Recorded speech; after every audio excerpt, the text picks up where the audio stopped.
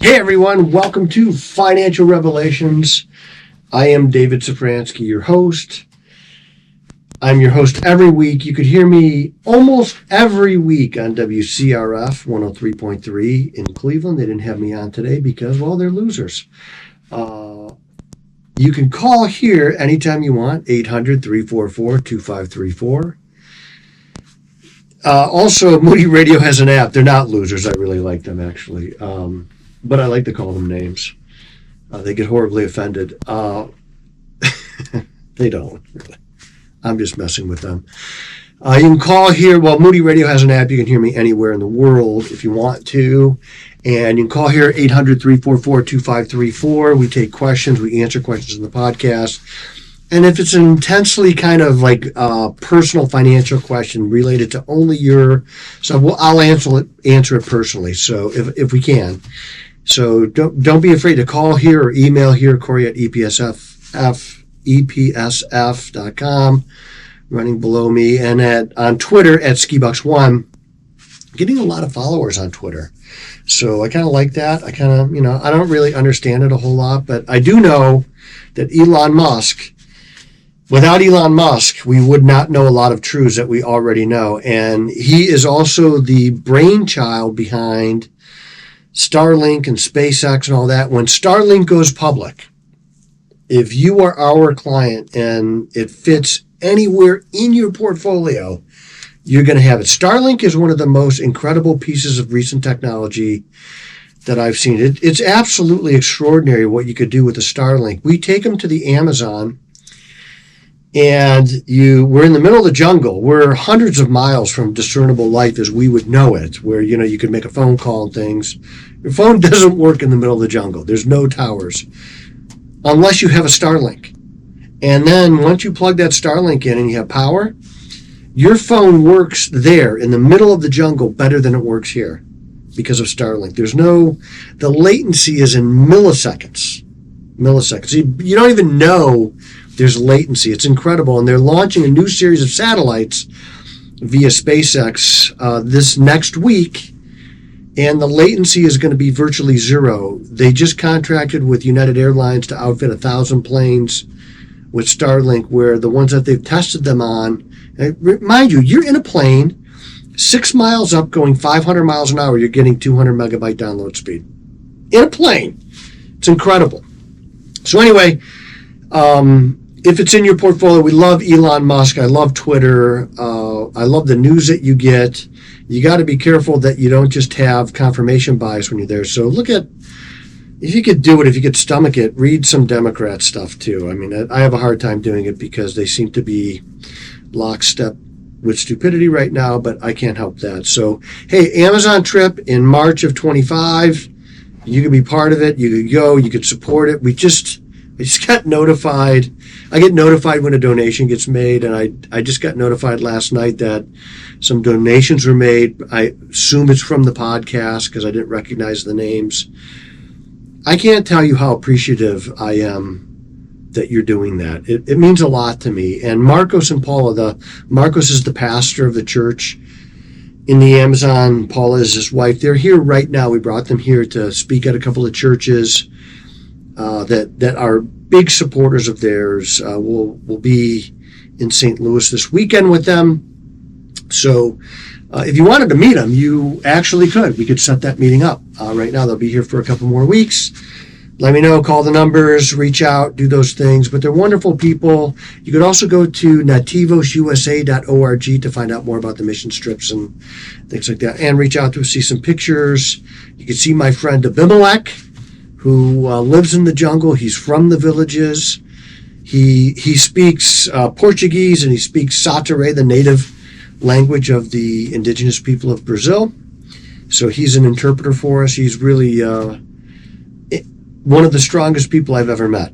The guy could carry 200 pounds of cement up a hill on his back and probably carry you too along with it. So, hey, it's a big week, really. It's a huge week in the financial world because Chair Powell and the Federal Reserve met, and we knew they were going to do a rate cut. They had already telegraphed this. The speculation was running rampant. Some people thought, well, do we even need a rate cut? And so you have these divergent ends of the spectrum. Some people saying, we don't need a rate cut. And I could really understand what they were saying.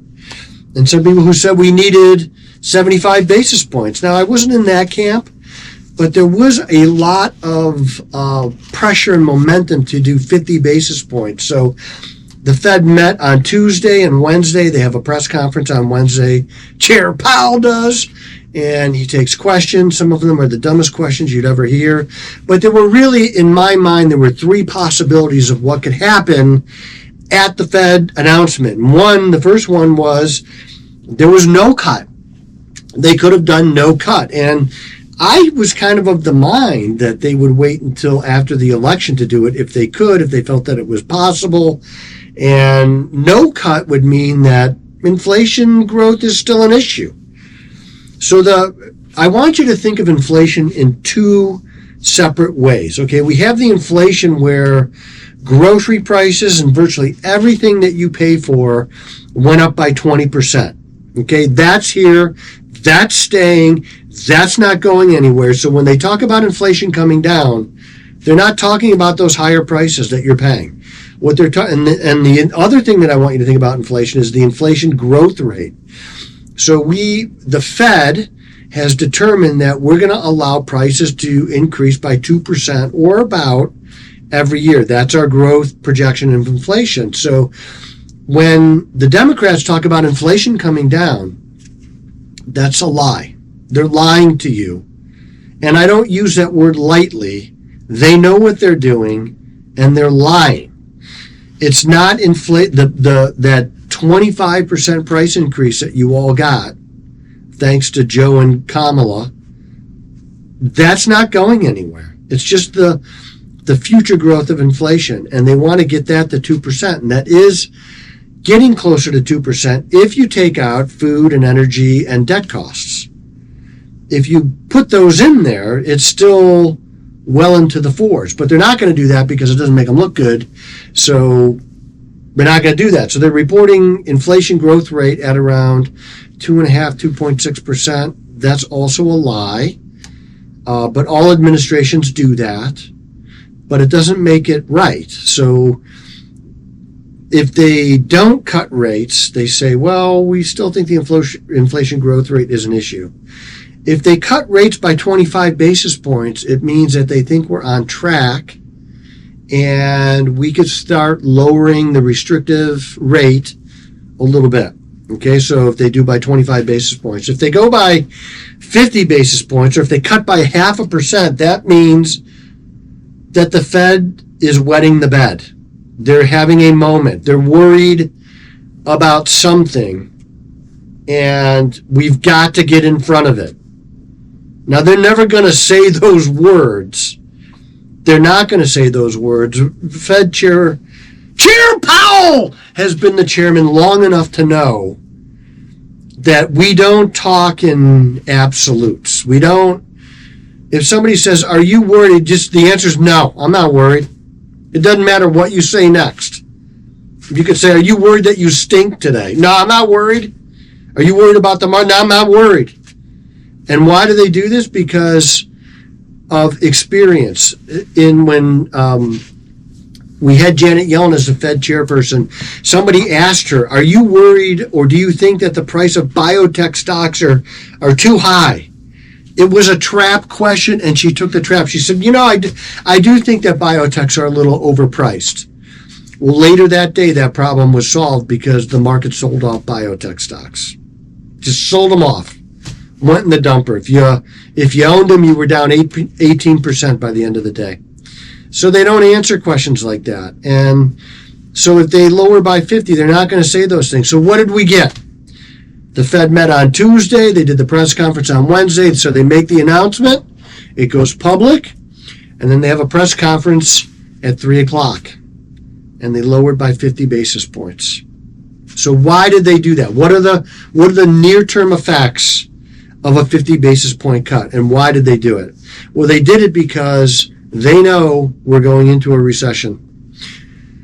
when you raise interest rates, you raise the borrowing costs for everybody, including the federal government, which we are now paying $3 billion a day to service our government debt. I want you to think about that. I don't know how we even think about $3 billion a day.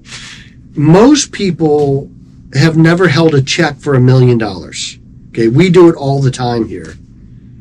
We've held checks for $20 million, $30 million, and more.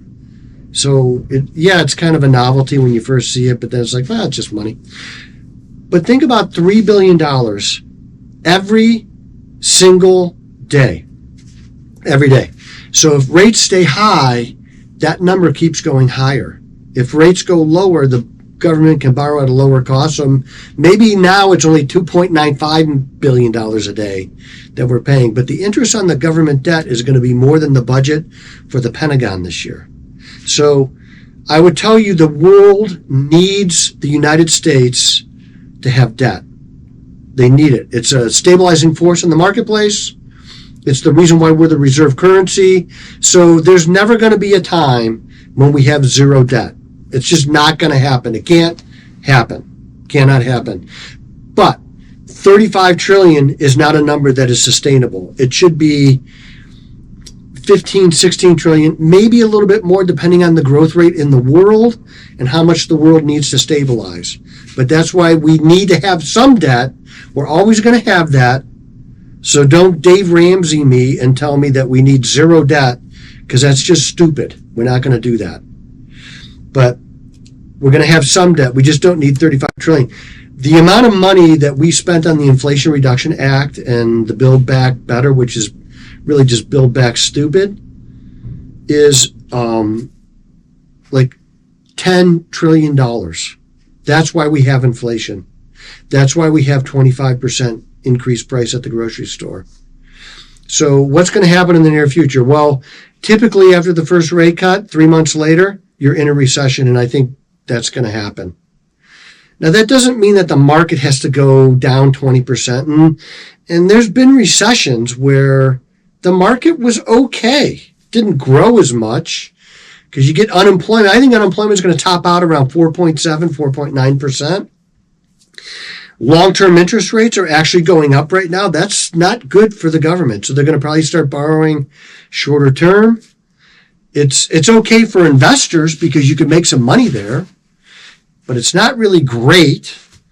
And I think the markets will be okay. They're going to definitely be strong for the rest of September. The market is way up today. And I was watching the press conference yesterday and basically shut off my phones, and we don't schedule appointments on Fed days because I want to watch the press conference and make fun of the questions. And that's where I got Chair Powell from, was a press conference, because it was a guy from, I think it was Yahoo News. I don't see him anymore, but he had some tickish behavior. And one of them, he's had this very staccato-ish voice. Did a little bit of creative license with it. But I think the markets could be really good. But yesterday, the market's first reaction was to go down. Usually the market's first reaction to the Fed announcement is wrong. And they were wrong yesterday. They came back and they must have read what we all saw yesterday, and they're going lower. They're going to probably go to 3 to 3.5% on the Fed funds rate, which will put the 30-year mortgage at in between 4 and 4.5%, thereabouts. They might even go lower on the Fed funds rate. What I'd like to see is the Fed be normal for a while. And that means we know that they're going lower. We know that there's going to be 25 basis point lowers from here. You could kind of take the Fed off the dinner table discussion for a while and then just stay there.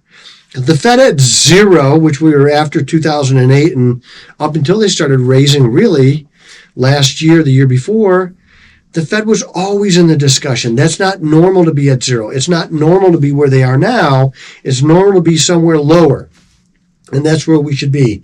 So the markets could stay pretty strong through this whole thing if they're telegraphing the moves. If they do another 50 basis point cut, the market's dropping.